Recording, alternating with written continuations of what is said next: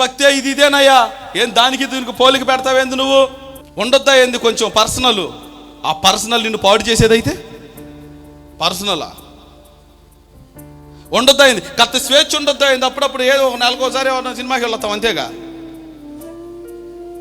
ఆ పెళ్లిలో ఆ వత్తను మ్యూజిక్ ఆపుకోలేక ఓరకెట్టెట్టెట్టు అంటా ఉంటాం అంతేగా. పెద్దగా చేసేదేముందయ్యా? అంతేగా. 2 సార్లు ఓరకట్టు ఫోన్కి వచ్చిందల్లా ఊగుతాం. ఈ ఊపుడు ఏదో సైతాన్ ఆత్మ జోడనే చూసింది, దొరికింది నా బిడ్డ అని ధోరణి దొరికింది నీలో వచ్చి. ఓ దాన్ని తీసుకొని ఇంటికి వెళ్ళి ఇంకా నువ్వు అదే శిక్షా విధిలో ఉన్నావా? గంతులేస్తాం, డీజేలు పెడతాం, సినిమా పాటలు పెడతాం, మా క్రైస్తవ ఇళ్ళని కూడా మర్చిపోతాం.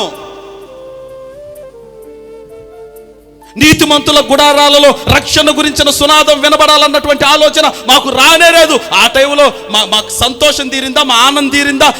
మాకు మంచి జరుగుతుంది. ఇదంతా వద్దు మాకు. మేము ఎంజాయ్ చేశామా లేదా? మేము అదే శిక్షా విధిలో ఉన్నాం. ఈరోజు దేవుడు అడుగుతున్నాడు, నువ్వు అదే శిక్షా విధిలో ఉన్నావా? ఇంకా ఇంత భక్తి చేస్తా, ఇన్ని ఆలోచనలు చేస్తా, ఇంత ప్రార్థన చేస్తా, నేను విశ్వాసిని అని చెప్పుకుంటా, లాకులు తీసి 5 నిమిషాలు మీ ఫోన్లో నా ముందు పెట్టండి, మీరేంటో చెబుతాను నేను. ఒక్కొక్కళ్ళ బతుకులు బయటపడతాయి మామూలుగా. మేము అదే శిక్షా విధిలో ఉన్నాం. పైకి ఎట్ట కనపడుతున్నాం కానీ, పైకి ఏదో ఇట్ట పూసుకున్నాం కానీ, మేకప్ పరిశుద్ధత అనే మేకప్ వేసుకున్నాం కానీ, చాలామంది చెప్తున్నారు బయట పరిశుద్ధత ఒప్పుకుంటున్నారు. సువార్త సభలో అయిపోతుంటే ఆఖరి రోజు ఆల్టర్ కాల్ ఇస్తుంటే గుండెలు బాదుకొని గ్రౌండ్లో పడి ఏడుస్తున్నారు చాలామంది. తలలు బాదుకుంటున్నారు దేవుడు మాట్లాడుతుంటే.